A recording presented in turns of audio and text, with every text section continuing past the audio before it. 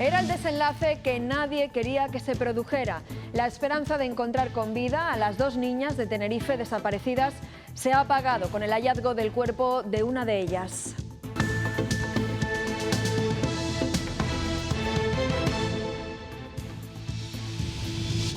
Se trata de Olivia, la mayor de las hermanas. El buque, que llevaba días buscando en la zona, ha encontrado el cuerpo de la pequeña en una bolsa a 1000 metros de profundidad.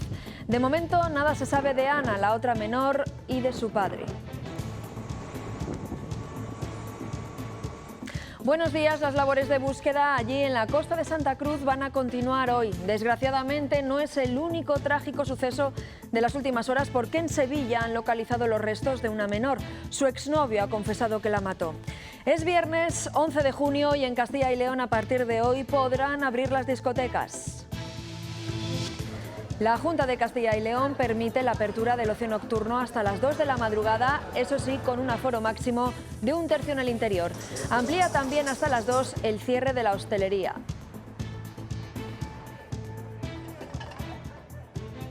Yo lo miro siempre con alegría. Estoy deseando de que puedan llegar, sobre todo mis compañeros, a trabajar, que puedan salir del ERTE. Jamala llegó en patera a los 16 años, ahora es guarda forestal en Segovia. Cuando cumplen la mayoría de edad, estos chicos se convierten en irregulares y no acreditan un empleo.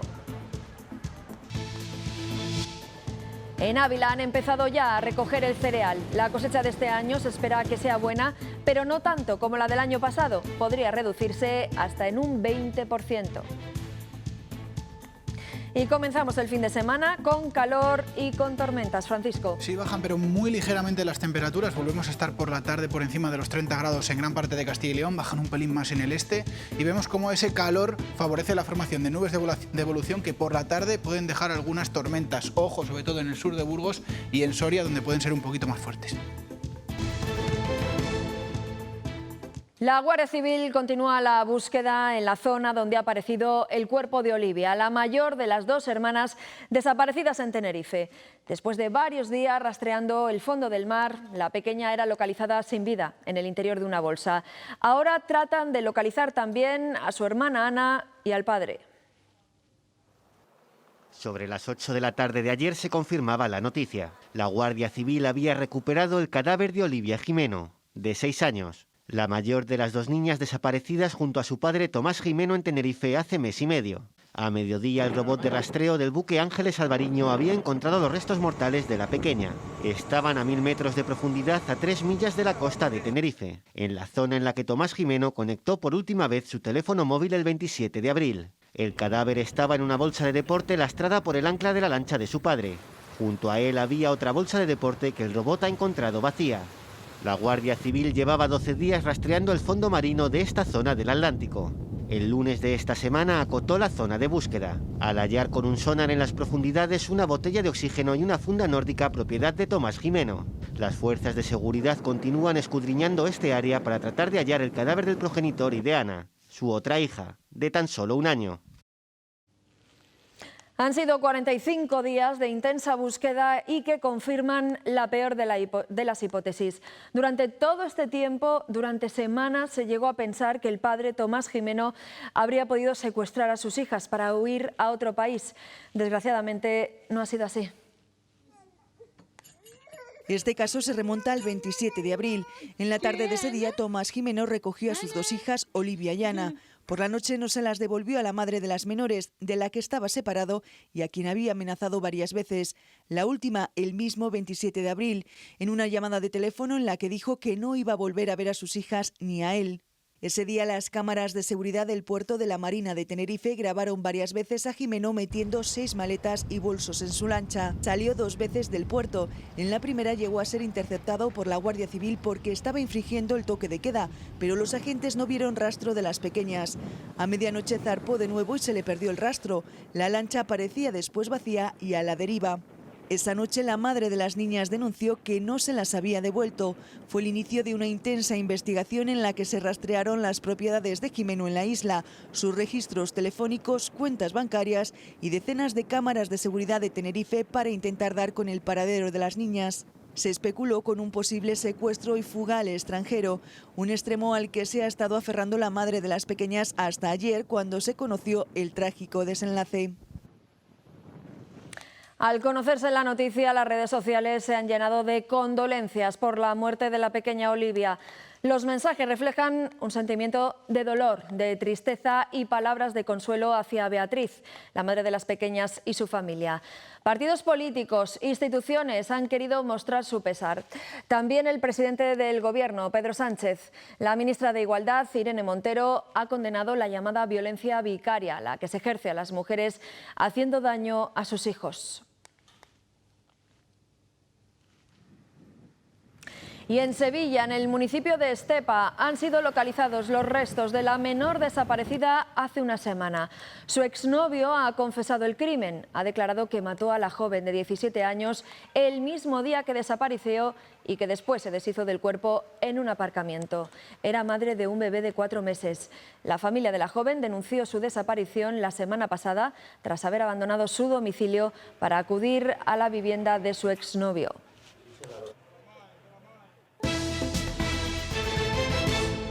Castilla y León recupera a partir de hoy el ocio nocturno. Las discotecas podrán abrir hasta las 2 de la mañana, aunque lo harán con limitaciones, por ejemplo, de aforo.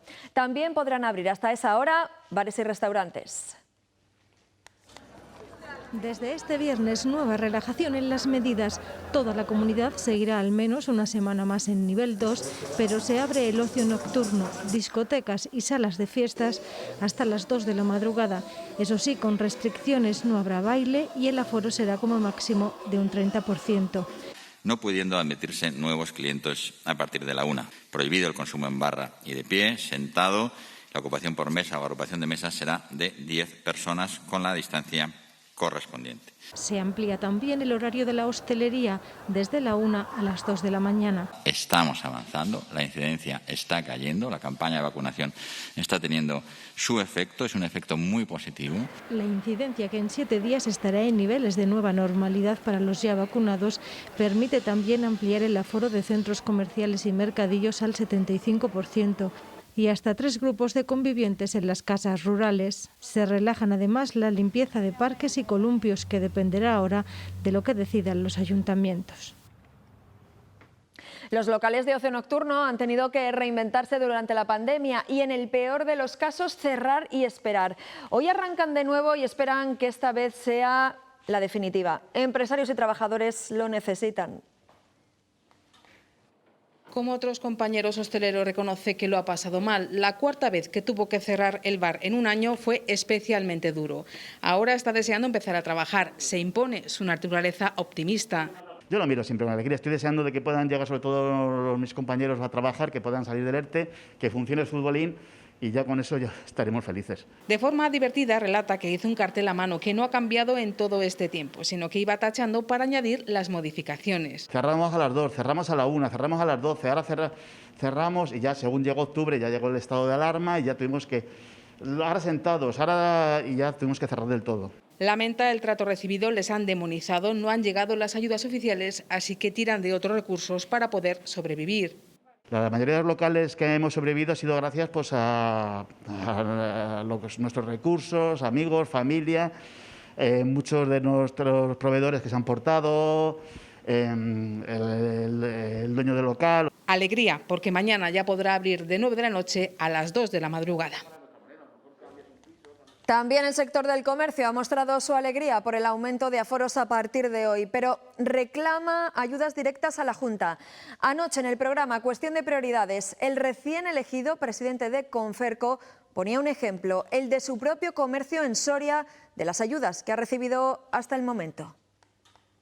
Durante este año y 4 meses que hemos estado en pandemia, he recibido de la Junta de Castilla y León 249,85 céntimos y me han tardado en pagar 8 meses. La Junta no ha estado.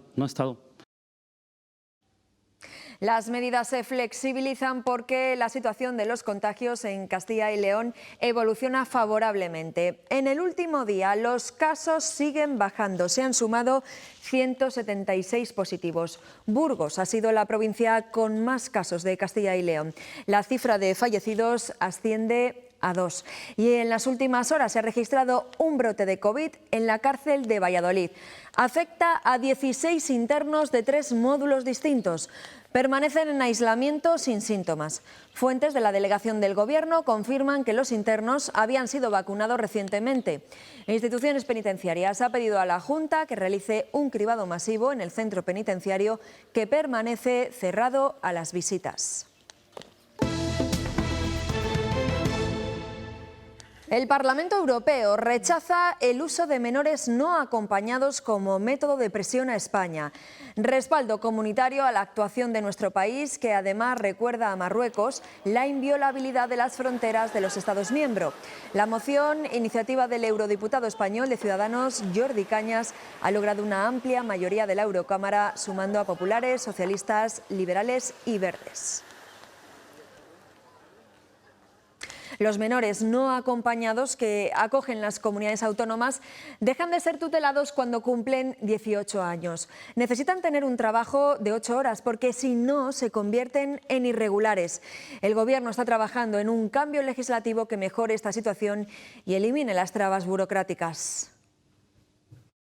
El Ejecutivo debate con las asociaciones el texto de la reforma del reglamento de extranjería. Quieren aprobarlo de forma inminente. Pasaban de tener permiso de residencia y de trabajo porque eran menores y estaban tutelados a, por motivos que tienen que ver con la documentación o con la burocracia, quedarse sin ese permiso de residencia y trabajo, cuando sí que muchos de ellos tenían la posibilidad de trabajar, querían trabajar y había gente que les quería contratar.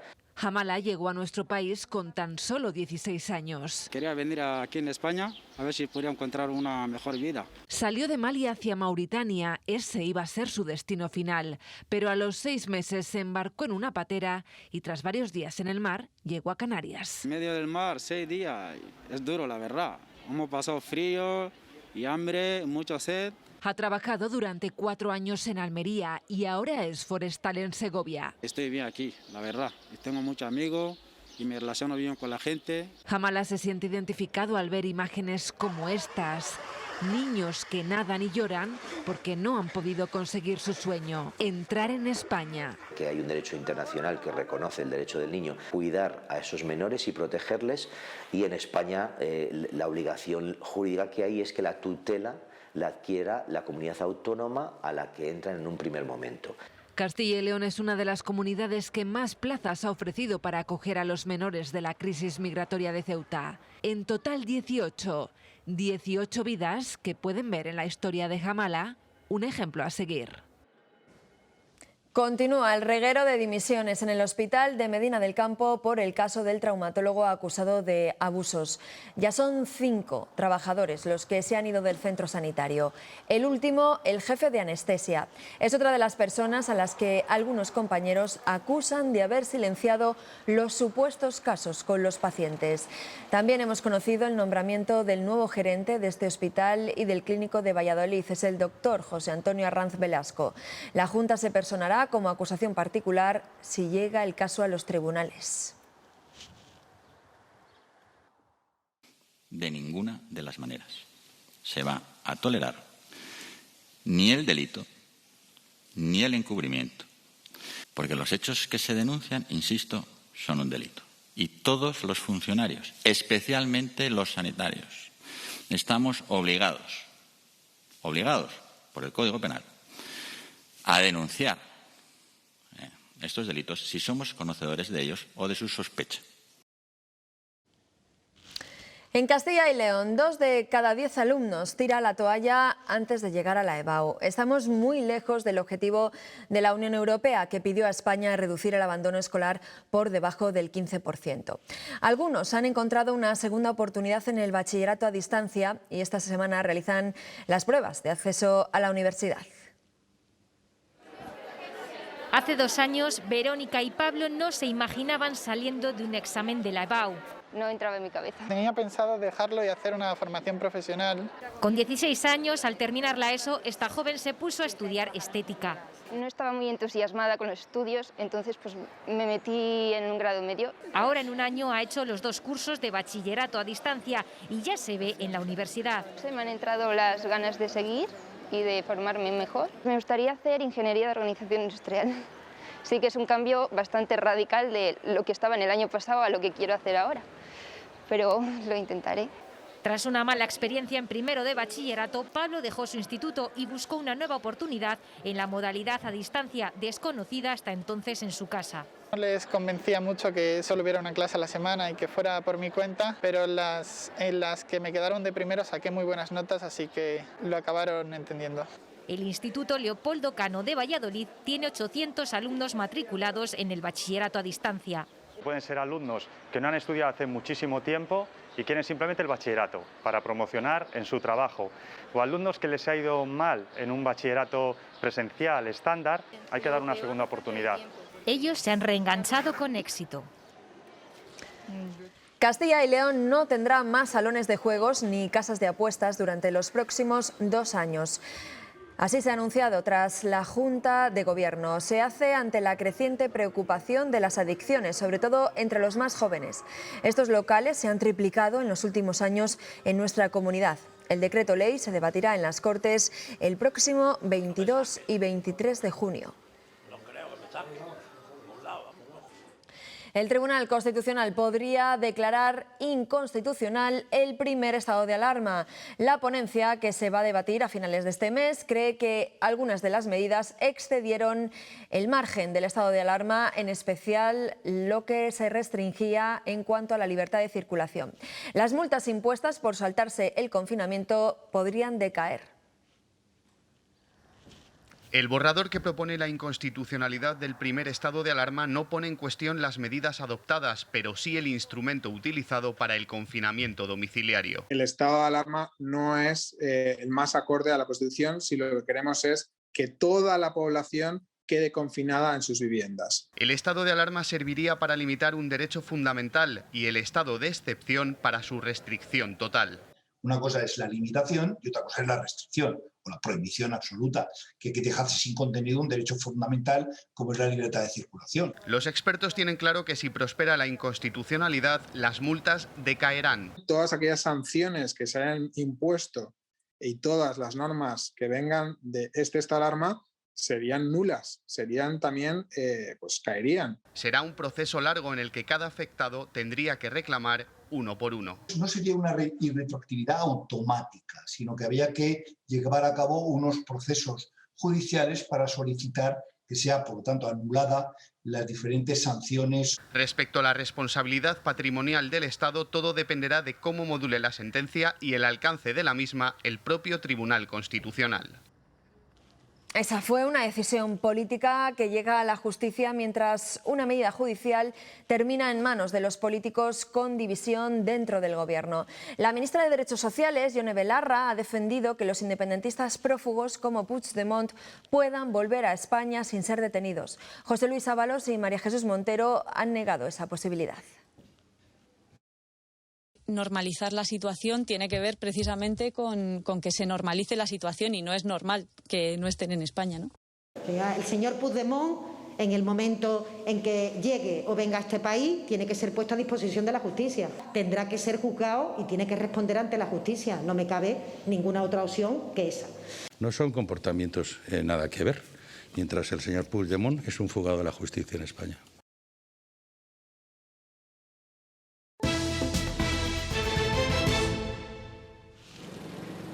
Ya ha comenzado la cosecha de cereal en Castilla y León. Las primeras máquinas cosechadoras ya están trabajando en el campo. Estas que ven corresponden a la recogida de la cebada en Madrigal de las Altas Torres, en Ávila.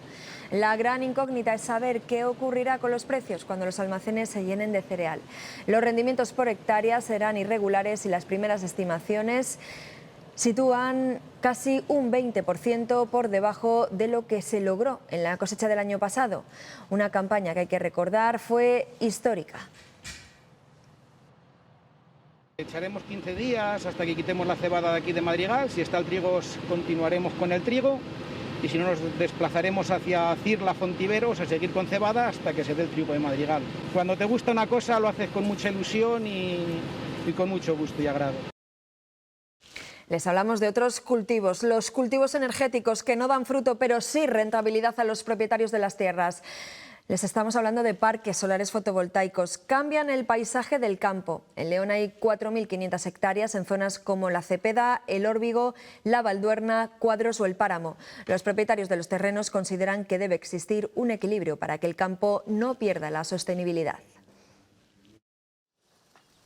Ángel observa un paisaje que en poco tiempo se puede convertir en un espejo de placas solares. Hay 15 proyectos pensados para esta zona que se han presentado de forma individual, pero que unidos superan los 2 millones de paneles. Nos supone aproximadamente tener como 20 veces Mónaco, como si metemos la Ciudad del Vaticano 30 veces. Parque sí, pero primero digo yo dónde y cómo. Porque si dejan libertad a las empresas, se come media España, ¿eh? No solo La Cepeda, media España. Otro de esos parques de 350 hectáreas ocupará parte del Órbigo. A ambas comarcas las sustenta el trabajo en el campo, que quedará desplazado durante los 30 años de vida de los parques. Y se les echa sin ninguna compensación, porque realmente a quien se está compensando es al propietario de los terrenos. Sí que es cierto que en algunos casos tenemos que ocupar superficies de terreno, pero de manera consensuada, y la solución al final pasa por tener más dinero. Entonces es una empresa privada la que en este caso puede inyectar ese capital necesario. A cambio reciben una compensación con la que algunas juntas vecinales están conformes porque da vida a sus pedanías. Hemos puesto una mesa de ping-pong, la hemos techado, una fuente que había, unas mesas, hemos puesto arbolado. La zona de espacios comunes del pueblo, pues que le hemos renovado lo mejor que hemos podido. Otro gran proyecto instalará 1 millón de placas en Cuadros. De aprobarse todos estos planes, los paneles solares llegarán a ocupar 4.500 hectáreas de la provincia de León. El consejero de Fomento ha pedido al Ministerio de Transportes más apoyo para el corredor atlántico. El ministro José Luis Ábalos responde que la financiación para el mismo supera los 2.000 millones, una cantidad la misma que el corredor mediterráneo. Bueno, pues ahí le hemos exigido siempre que esas inversiones con ese dinero tan importante que viene de Europa tiene que asignarse con justicia y equidad entre los dos corredores, entre el corredor mediterráneo y el corredor atlántico. Más necesitado el corredor atlántico que el mediterráneo, que está, por tanto, menos avanzado, derivado de las inversiones precedentes. No hay que dar ningún paso porque es que ya lo tenemos contemplado, una dotación presupuestaria muy importante al corredor atlántico y al corredor mediterráneo. Y tienen un impulso el 50% para un corredor, 50% para el otro. Es la primera vez que van a tener realmente recursos claros. De tal modo que el problema no va a ser ahora de recursos, sino capacidad para gestionar esos recursos, que es lo que nos tenemos que poner a trabajar. Muy buenos días. Las temperaturas han tocado techo. 3 días consecutivos hemos superado los 35 grados en algún punto de Castilla y León. 2 datos. Ayer a las 12 de la noche, cuando nos vamos a la cama, en Zamora capital, tenían 25 grados. Seguro que a más de uno le costaba conciliar el sueño. Hoy, por ejemplo, en la meseta segoviana, en Cuéllar, no han bajado en toda la madrugada de los 18. Por la tarde bajan ya un poquito las temperaturas, aunque en general siguen siendo altas para la época del año, y volvemos a superar los 30 en gran parte de la comunidad. Este calor favorece otra vez la formación y el desarrollo de esas nubes de evolución que nos van a dejar algunas tormentas, pero como decimos, por la tarde, sobre todo en zonas de montaña, avisos en zonas del sur de Burgos y de Soria, donde pueden ser un poquito más intensas. Gracias, Francisco. Actualizamos y volvemos tras unos minutos para la publicidad.